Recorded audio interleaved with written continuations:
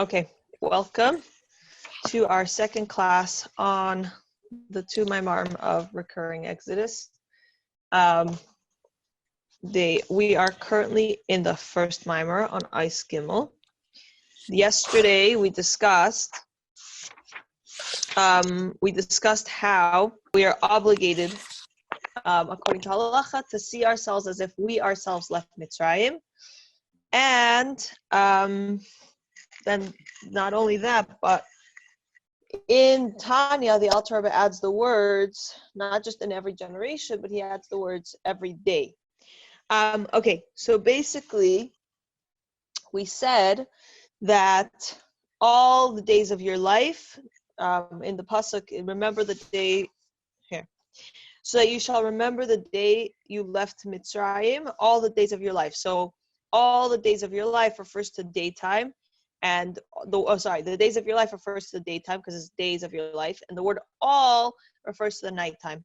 So therefore, we have this idea that we're supposed to remember and relive the fact that we're leaving Yetzias Mitzrayim both during the day and at night, which means it has to be, according to this opinion, it has to be on a constant daily basis. Then we also added the fact that, or the Mishnah concludes with another interpretation, that all the days of your life means not just Mitzvah Hashem for all of us, because all the days of our life should include this time period, and also Mitzvah Hashem very soon right now, it should also include the days of Mashiach, which means all the days of our lives include both. So therefore, all the days of your life also includes the days of Mashiach. So then in Ice Base, we went into a beautiful discussion about the three levels of Yetzias Mitzrayim, which are three main ones, and the second one has two categories. So the first one is the actual Yetzias Mitzrayim that actually happened then and there. The second one is the fact that we commemorate Yetzias Mitzrayim every single year, primarily starting on the 14th of Nisan and going into the 15th of Nisan. 14th of Nisan is when we burn the carbon Pesach. 15th of Nisan is at night when we do the Seder and we eat the carbon Pesach, and we do the whole through the Seder, and we have matzah and maamar in front of us. Therefore, we're commemorating the Yetzias Mitzrayim. And yeah, and from here, so then the Maamar brings a question. 1 second, why do we know that it's on the 14th and 15th of Nisan? Why specifically then? How do we know that?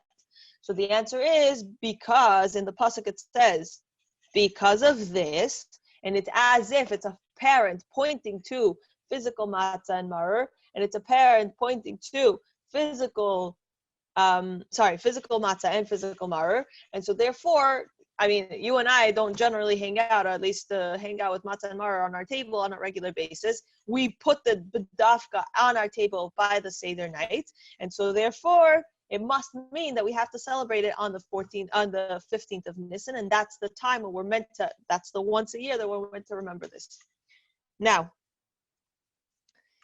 the third level, the second part within the second level, which is the fact that we're meant to remember it every single year, there is an opinion which we discussed before, about the fact that we can also see that even though we don't physically have matzah and maamar in our, table every single day, the physical matzah and maamar, but the same way as everything that exists begashmius also exists beruchnius, or everything vice versa, everything that exists beruchnius is because it exists begashmius. So therefore, there must be something ruchniistic. There must be a ruchnius level of matzah and maamar, which can actually be lived and it can be seen. You can have it right in front of you every single day. So therefore, we can assume, or we can learn, that it's not just on the 15th day of Nisan, but also every single day there is this concept of matzah and maamar in front of us, whatever that means, which Mitzvah Hashem we're going to learn more. And the third level of remembering Yetzias Mitzrayim is the fact that when Mashiach comes, we're still going to celebrate Yetzias Mitzrayim. We're still going to celebrate to whatever extent. I'm not a maven in Mashiach times. Mitzvah Hashem very soon, because we'll be living it. But to whatever extent, we'll still be celebrating Yetzias Mitzrayim. And not only that, but we will because of Yetzias Mitzrayim, we are able, that was like the birth of the first leaving something, like breaking out of something. And so therefore, because of that Hashem created that Yetzias Mitzrayim, we have the capabilities, and the world has the ability to leave with the coming of Mashiach maybe right now. So now that we know that, the Maamar went into a beautiful discussion about, one second, how is it possible if Mashiach times is so holy and so great and so amazing, why would we celebrate Yetzias Mitzrayim? That's going to be like a minimal, like a small thing. It's kind of like celebrating your graduation from kindergarten by the time you get to like your graduation from high school. Like, seriously? But the reality is, partially how I answered already, that the fact is that thanks to Yetzias Mitzrayim, therefore we're able to leave with Mashiach. But also, it leaves us with a beautiful question about, one second, what is going to happen when Mashiach comes? The Pesach says, the glory of Hashem will be revealed, and all flesh together will see that the mouth of Hashem has spoken. That's what's going to happen when Mashiach comes. So Kabbalah and Chassidus explains that the word spoken generally in Nach or Tanakh, generally, like when it's said in such a way, there's a hint to it that it's coming from Mashiach, that it's coming from kings. And so therefore the King of Kings, the Holy One, blessed be He, the God whose word was the force behind creation, His words, we will see how His words, the King of Kings' words, when they are spoken, actually create every single thing in front of us. I spoke about Alon Nava's revelation that he had, which you can go check out on his website. I'm pretty sure it's still up there. That when he was having this like between life and death experience, he saw his neshama going through buildings, because the building, all of it was made up of is the letters of the Aleph base. So we should know that every single existence in front of us, every single thing is created by the word of Hashem. And once Mashiach comes, we will see Hashem's mouth creating that word. And so therefore there will be no question. Why would we even celebrate Yetzias Mitzrayim? Like, hello, like the comparison between the two things, it's just like unheard of. Like, come on, like we will be able to see the word of Hashem creating everything. How are we celebrating Yetzias Mitzrayim during the time of Mashiach? And that's the question we left off with, and that's where we're going to start today. So welcome everybody who joined, and let's keep on going. Okay. So it seems from the research we've done that we haven't been able to find an online version of the Maamar. So we're going to have to figure out some sort of solution. I guess for today, since it's Erev Shabbos, I don't really have the amount of time to really, let's say, take pictures of the whole thing and post it up somewhere. But I think maybe that could be a solution. Okay, we'll think about it, but for the time being, I'm going to read, and then I'm going to explain. So hopefully, even if you don't have it exactly in front of you, you might be able to, from the feedback I heard of yesterday, is that you were able to follow regardless of whether you had the Maamar in front of you, and I'll try my best to make it as clear as possible. If you do have this Maamar though, at home, please pull it out. We are currently on page 34, which is Eis Gimel. Okay. Egypt, limitations and boundaries. To understand this, we must first explain the spiritual aspect of Mitzrayim. The Hebrew word for Egypt is Mitzrayim, and Mitzrayim is related to the word Meitzarim. I'm sure no one has heard such a concept before. So Meitzarim means limitations and boundaries, right? So every time we leave Mitzrayim, there's a Hebrew connotation, the word Mitzrayim has a connection to the word Meitzarim, which are limitations and boundaries. And take a moment, think about some limitation and boundary in your life. What do you tell yourself? Oh, I can't do that, or that's not me, or hopefully I'm saying about things that are good things that you wish you could accomplish, or good things that you wish you could push yourself to really, say, I believe in yourself in it, and think about it a moment and say, okay, those are my maamarim. Those are the things I tell myself. Oh, I used to say I'm not good at time management, or I'm not good at numbers, or different things. So take a moment to think about it, and then it'll be a lot more relevant and livable as we continue to learn. Okay. So Mitzrayim is connected to the word Mitzarim, and limitations and boundaries. Now I'm going to give you guys a heads up. We're going to discuss how this even came about. Like, it's not just Mitzrayim, but how did Hashem get to such a point where he created something that's so against him? Like, how is it possible? It's kind of like lahavdil, but it's kind of like me shaping and creating my own enemy. Like, makes no sense. Why would I do such a thing? Or how would that even be possible for something? Hashem is teva tev lehetiv, like the nature of good is to do good. How is it possible? Okay, so that's the question which we're gonna discuss now. This explains how it was possible for Mitzrayim to exist on a physical plane. The Egypt of antiquity back then was known as a country replete with immorality. How is it possible for such a place to exist?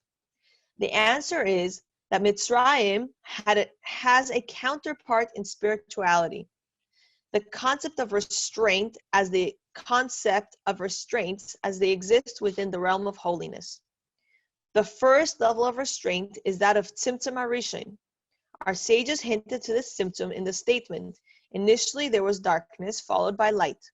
Before Seder Ishtalshus became manifest, there was darkness, then the tzimtzum harishin, and then there was light. Okay, so let's take a pause.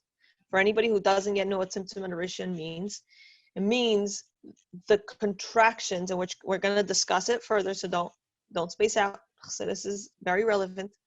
It's the contraction. It's as if I take perfect idea, perfect example. When this first Corona thing started and we realized that Living Chassidus wasn't going to be able to have in-person classes, so at first I had all these ideas. We have to cook for people. We have to deliver the food. I had all these ideas and they were floating around my head. How can Living Chassidus help every single person that needs help right now? What can we do to help? But in order for it to turn out to be this year, right here, right now, I had to really set aside all ideas and kind of organize them and put them in different boxes in my mind. One has to do with helping people with gashmis. What do they need to prepare for Pesach? What kinds of things do they need to buy? What kind of food are they going to eat? And so we made a shir particular for that. Another one had to do with helping people realize that they need to use their time wisely. And this is a wonderful opportunity that the Eibusher has given us, where he said, okay, the whole world is struggling. Now let's join together to say, okay, who's really in charge here? Let's prove to the Eibusher that we know who's in charge. It's not the news media. And as much as the Eibusher gives power to the doctors and to the medical world, the medical world is not the one that's going to save us out of this coronavirus situation. It's the Eibusher himself who's going to save us out of this coronavirus situation. If you need more inspiration on that, you can go to our YouTube channel and watch all of our Bitachon classes.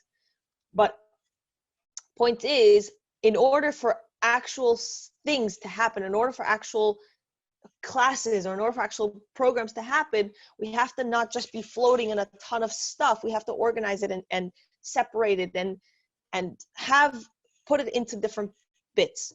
So tzimtzum harishin is the first original decluttering, or not decluttering, but the first original essential. Okay, Hashem is gonna separate things so that they can become separate beings, and that way that there's a difference between me and the wall behind me, and there's a difference between me and the book in front of me, because Hashem was able to put separate things, and so he, so to speak, organized the stuff into a separate compartments, I guess you would want to call it. So he separated himself out of that space so he could put things into that space. Okay, so Another word which we just used was Seder Shtalshlus. For anybody who needs some refresher or to understand Seder Shtalshlus, it means this orderly progression of how things came to be. So the first symptom was allowed it to make an empty space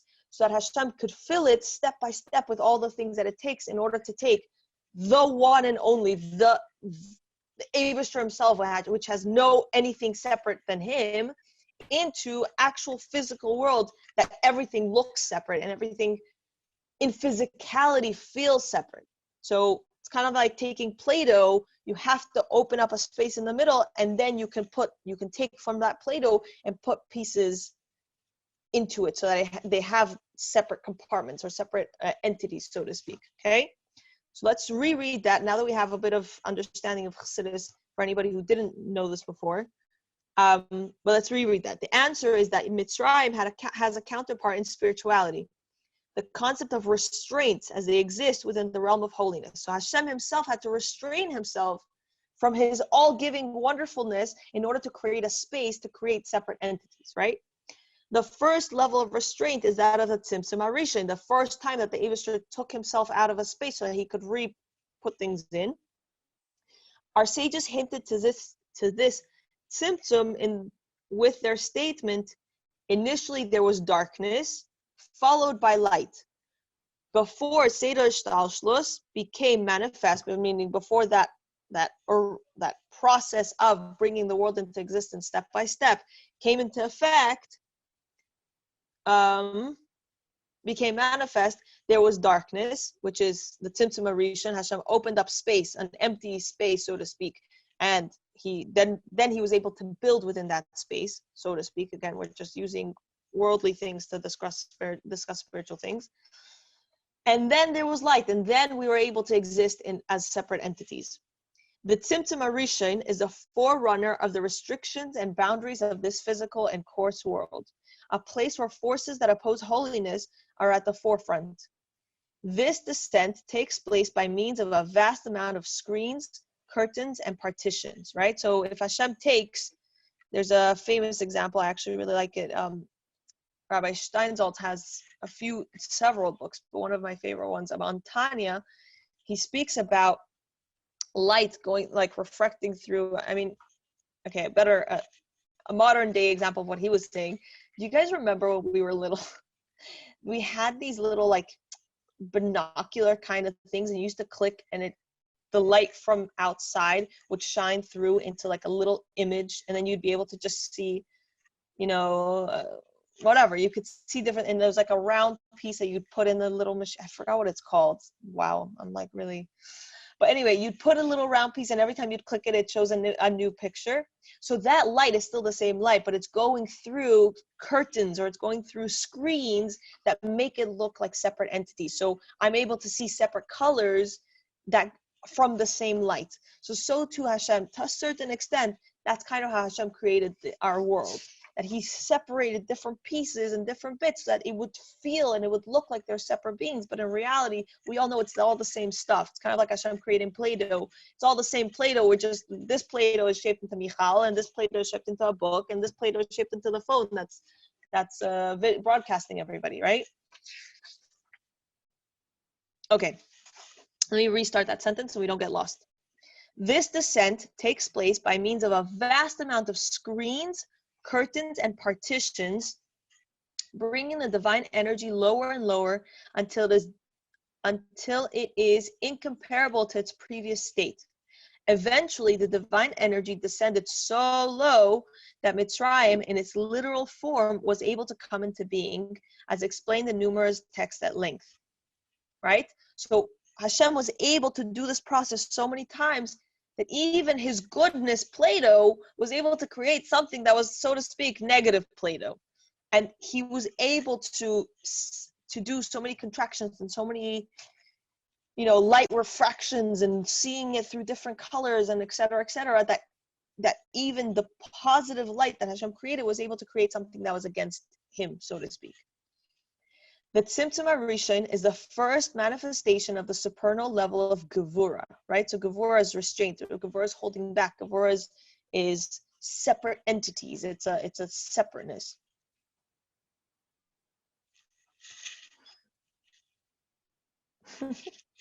I got a little visitor. This level is what brought about the symptom, including the lowest symptom of all, until ultimately even klippos. Let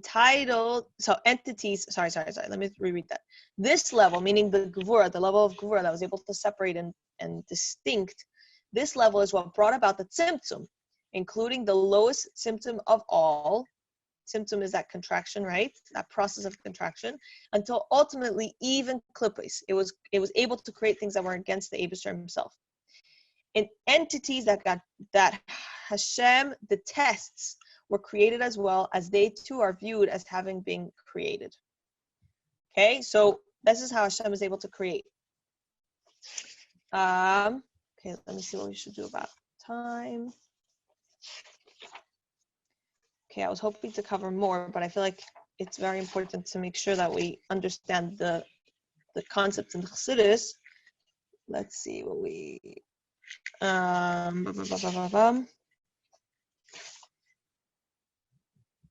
Okay, let's cover a little bit more.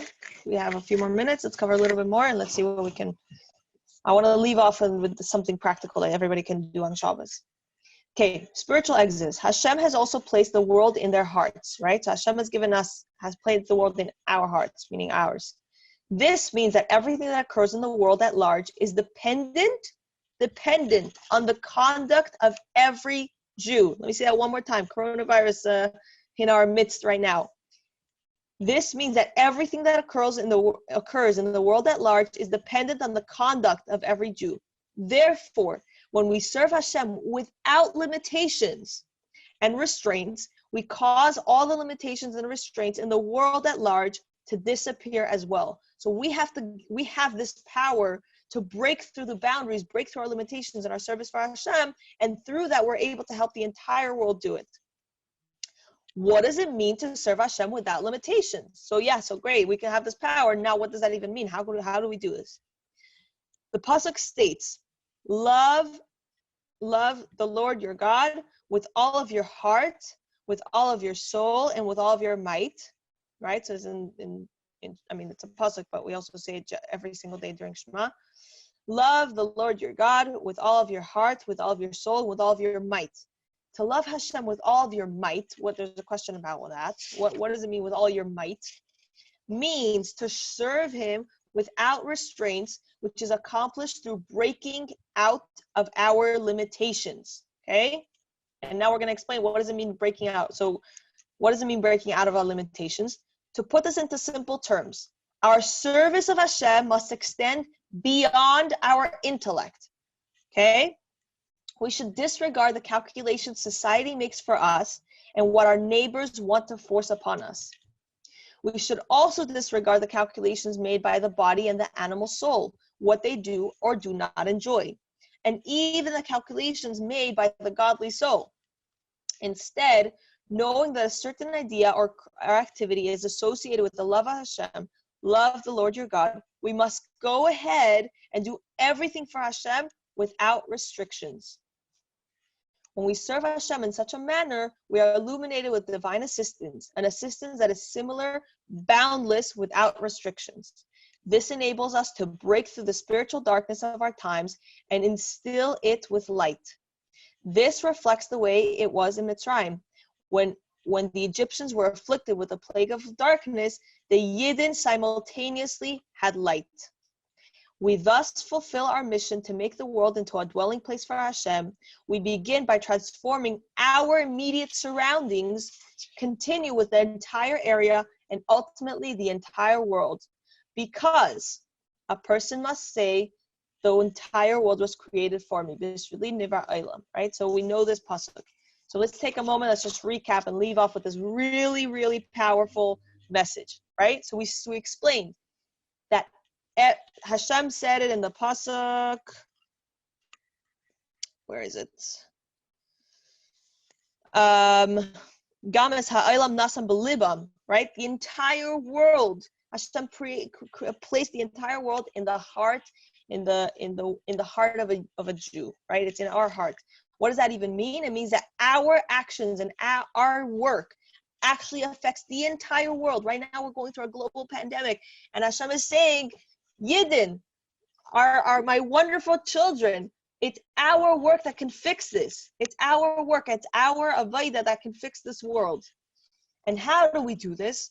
As it explains, that we should serve Hashem, love Hashem, your God, with all of your heart and with all of your soul and with all of your might. Right? So your heart and your soul, fine, we get it. It's we'll even explain it later in the Maamar.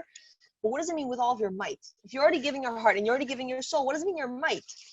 Your might means breaking out of your limitations. Thinking, what are the things that hold me back from really taking care of my neshama? What are the things that hold me back from doing my personal shlichus? Am I too shy?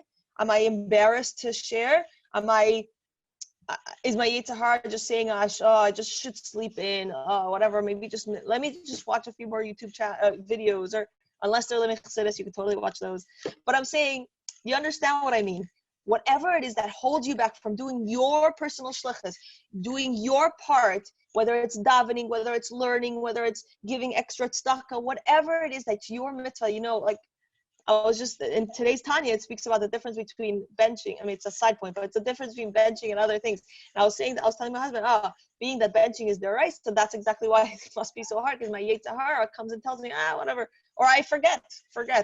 So I need to really work on it, and I have my own limitations that I'm also working on. So too with all of us. We need to go above and beyond our limitations, and this means not just disregard our own limitations. It means, and this is our Rebbe who's speaking to our generation, we should disregard the calculations society makes for us and what our neighbors want to force upon us. If there's anything you're too shy to do, or you think, what are people going to think? Obviously, do it a menschlich way and do it in the Rebbe. If the Rebbe would see you doing such a thing, would he be proud of you? Then you can decide, okay, but that means it should be, if you're too shy to do this thing that the Rebbe would be proud of you to do, now is the time to break through our limitations. Now is when we need the Yidden to help us and take us out of Galus right now. And Mitzvah Hashem will continue on with this beautiful Maamar on, I guess, possibly Sunday. So we'll continue learning, and I apologize for a few minutes late, but it was just such a powerful message. We couldn't leave without it. Have a wonderful Shabbos, everybody, and I hope to see everybody with Mashiach again this week. This week is the Shabbos, is our last Shabbos in Golus, and our first Shabbos in Geula. See everybody in Yerushalayim for Shabbos.